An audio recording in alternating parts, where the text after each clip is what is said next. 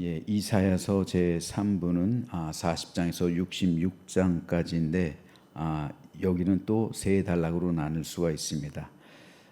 오늘 우리가 읽은 62장은 세 번째 단락인 58장에서 66장 사이에 위치하는데 여기서는 신앙 회복을 통한 선민의 복된 미래에 대해 예언하고 있습니다.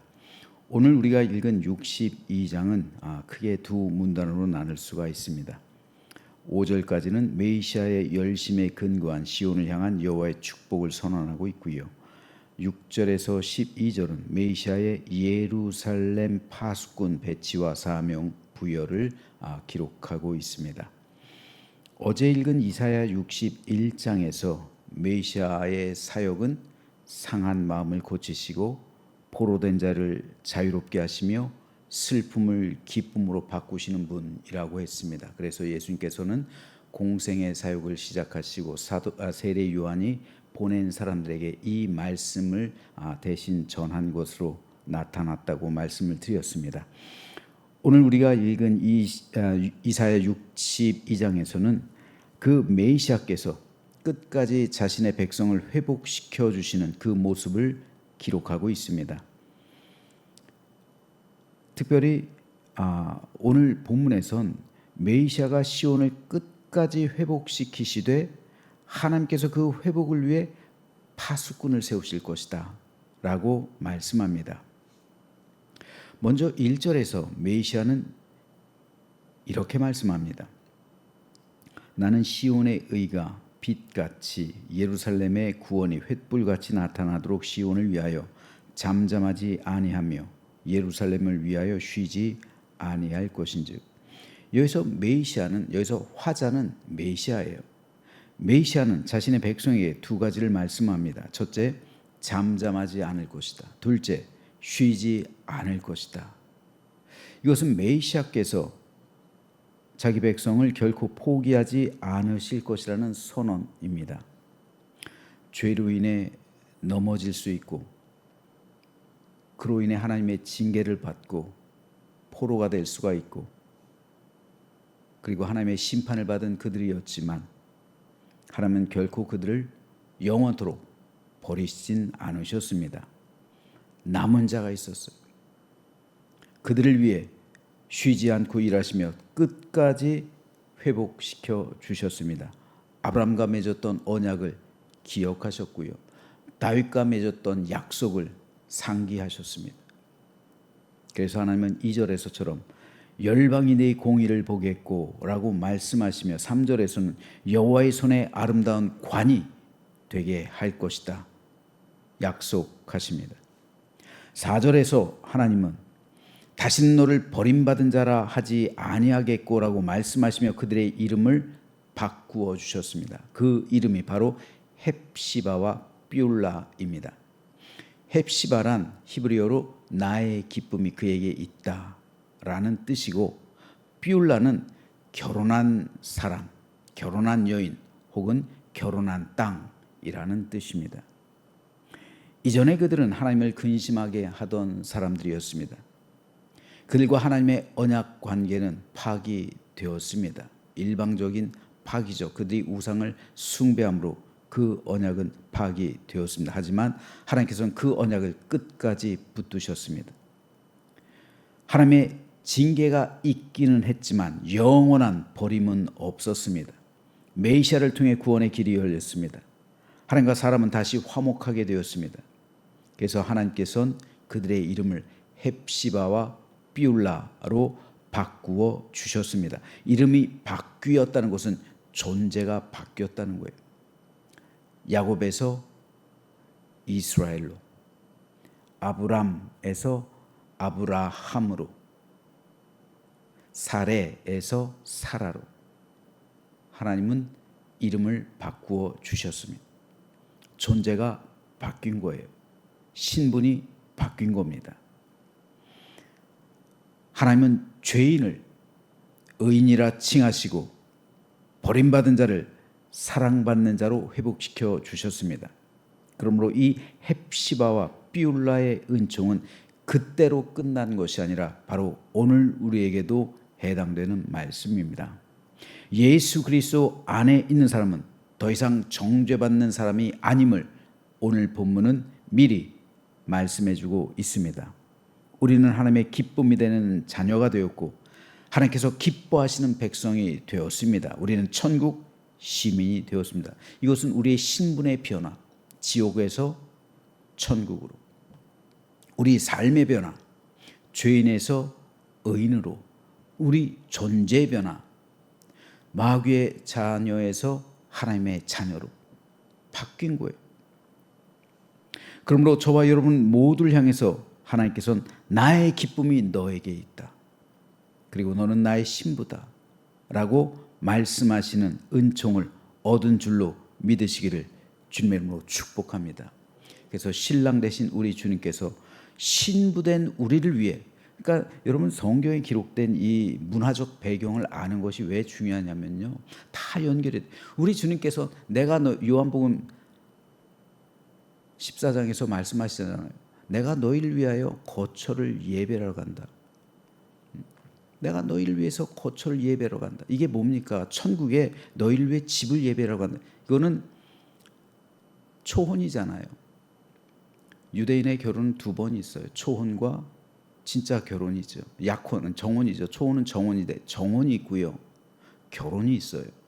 정혼은 내가 신부와 결혼하겠습니다 라고 약속하는 거예요. 우리나라 약혼하고는 약간 달라요. 약혼보다 오히려 더, 약혼은 아니고 결혼이에요. 정혼은 곧 결혼이에요. 하지만 결혼식은 결혼 때 하는 건데, 이 정혼한 기간 동안에 신부는 기다리고 신랑은 뭘 하냐면은 지참금을 준비해야 돼요. 신부를 데려갈 지참금을 6개월이든 1년이든 준비하고 그걸 가지고 오는 거예요. 그리고 그 지참금을 가지고 와서 신부를 데리고 집으로 인도하는 거예요. 그래서 처소를 예배하는 거예요. 우리 주님께서 초림을 하셨죠. 이 땅에 오셨죠. 그래서 우리를 그리스도의 십자가 구속의 은총으로 우리를 신부 삼아 주셨어요. 예, 우리는 이제 주님과 정혼한 사이예요. 아직 결혼한 건 아니에요. 결혼식은 천국에서 있는 거예요. 결혼식은 우리는 주님과 정혼했어요. 하지만 결혼식은 천국에서 하는 거예요. 그래서 어린 양의 혼인잔치, 그렇죠? 요한계시록 어린 양의 혼인잔치는 천국에서 하는 거, 이 땅에서 하는 게 아니에요. 이 땅에선 정혼한 거예요. 이미 우리는 주님의 신부라고요. 그러면 이 땅에서 우리는 주님의 신부로서 단아하게 자기를 꾸며야 돼요. 놀랍게도 성경은 정혼이 파기될 수 있다고 말해요. 다시 말해서 구원이 취소될 수 있다고 말해요. 이건 문화적인 배경으로 보면 그래요. 문화적인 배경으로 보면 그리스도의 신부로 정혼이 되었는데 정혼 관계가 파기될 수 있다. 왜냐하면 신랑 되신 주님께서 재림하셔서 오셨는데 그 신부가 바람이 났거나, 그렇죠? 다른 남자에게 마음이 뺏겼거나 자기를 꾸미지 않고 있거나, 그러면 언제라도 신랑은 언제 올지 몰라요.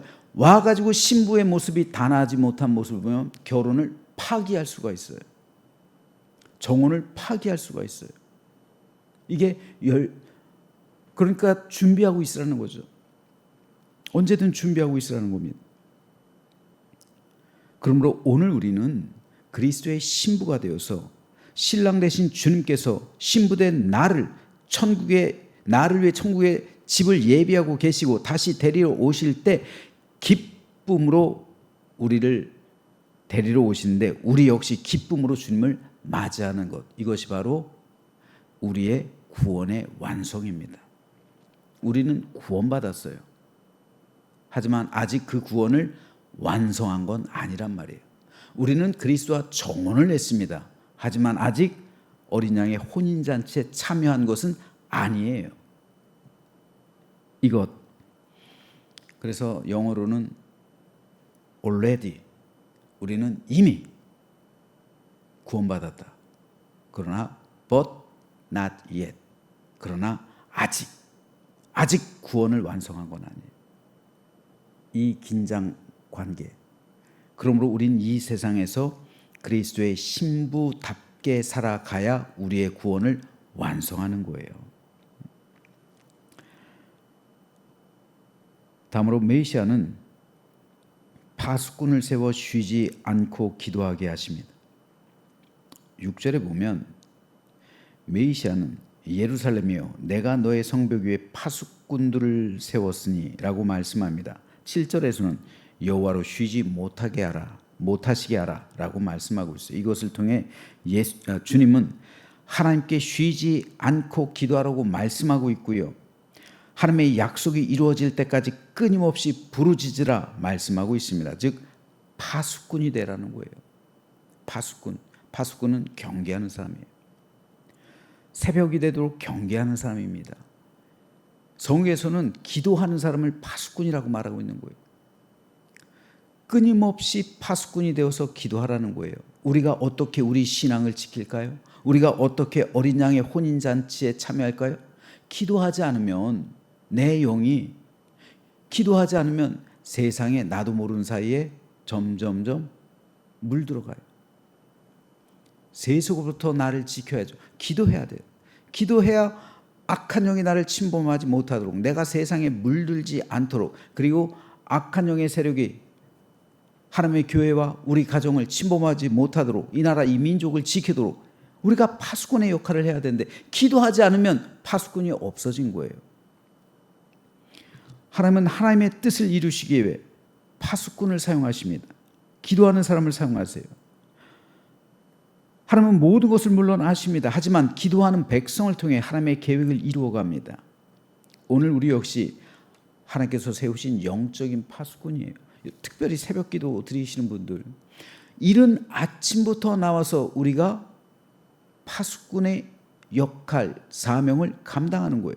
그러므로 우리는 가정을 위해 기도하고, 교회를 위해 기도하며, 다음 세대를 위해 기도하고, 나라와 민족을 위해 기도해야 합니다. 기도하는 사람이 있는 곳엔 경계가 있는 거예요. 마귀 사단에 대한 경계가 있는 거예요. 파수꾼이 되니까 그런 거예요. 파수꾼이 돼서 경고하는 거예요. 여러분, 타이타닉이라는 그 호화로운, 그 큰 유람선도 파수꾼이 경계에 실패했잖아요. 그때 부딪히는 거예요. 그래서 침몰했잖아요. 마찬가지입니다. 하나님은 오늘도 여전히 기도하는 사람을 파수꾼으로 세우십니다. 그래서 경계를 보내는 거예요. 그리고 기도하게 하셔서 나라와 민족 지켜주시고, 기도하는 성도를 통해 하나님의 교회를 보호해 주시고, 기도하는 부모와 자녀를 통해 그 가정을 지켜주십니다. 오늘 본문에서 메시아는 기도하는 것은 여호와로 하여금 쉬지 못하게 하는 것이다 말씀합니다. 기도가 멈추지 않는 한 하나님은 쉬지 않고 하나님의 백성을 위해 일하신다는 거예요. 반면 교회와 성도가 기도하기를 쉰다는 것, 이것은 하나님께서 역사하지 않게 하는 겁니다. 모세가 산 정상에 올라가죠. 아말렉과의 싸움에서 두 팔을 높이 들고 기도합니다. 그땐 여호수아의 군대가 아말렉 군대를 이겨요. 근데 팔이 높이 이거 하다 보니까 힘들어서 내려요. 그러면 아말렉 군대가 이스라엘 군대를 이겨요. 저 밑에서 싸우는 것은 여호수아의 군대예요. 하지만 전쟁의 승패는 산 위에 있는 모세의 손, 기도하는 손에 달려 있었어요. 기도가 전쟁의 승패를 가렸던 겁니다. 그래서 사무엘은 내가 기도하기를 쉬는 죄를 범치 않겠다 말한 거예요. 당시 이스라엘 군대는 블레셋 군대와의 전쟁을 앞두고 있었습니다. 사무엘은 전쟁의 승패는 사람에게 달린 것이 아니라 여호와 하나님께 달려 있다는 것을 믿고 있었기에 기도하기를 쉬는 것은 나라와 민족을 망하게 하는 것이라는 사실을 알고 있었으나, 그래서 기도하기를 쉬는 죄를 범치 않겠다 말했던 겁니다. 그러므로 이것은 오늘도 중요합니다. 메시아가 쉬지 않고 우리를 위해 일하시는 것처럼 성도 역시 쉬지 않고 하나님께 기도해야 합니다. 깨어 있어야 되는 것, 파수꾼이 되어 있어야 됩니다. 새벽에도 깨어 있어야 되고요, 저녁에도 깨어 있어야 됩니다. 메시아의 열심과 성도의 기도가 만나는 곳에서 하나님의 회복 역사가, 하나님의 구원 역사가, 하나님의 승리의 역사가 일어납니다. 여러분, 사람이 어떻게 사단의 세력과 싸워서 이길 수 있을까요? 우리가 어떻게 악한 영과 싸워서 이길 수 있어요? 우리는 못 이겨요. 기도할 때 하나님께서 승리하시는 거예요. 성령께서 역사하시는 겁니다. 그러므로 기도는 성도에게 승리를 가져다 주는 하나님의 권능의 무기입니다. 그런데 왜 우리는 기도하지 않을까요? 여러분, 나라와 민족이 걱정되면 하나님께 나와서 기도하십시오. 가정과 사업이 불안하면 마찬가지로 주님께 나와 기도하십시오. 내 삶과 일터가 걱정되면 하나님께 부르짖어 기도하십시오. 그래서 하나님께서 역사하시도록 하고 쉬지 않고 일하시게 하고 나를 대신해서 싸워주게 하실 때 우리는 승리하게 될 줄로 믿으시길 바랍니다.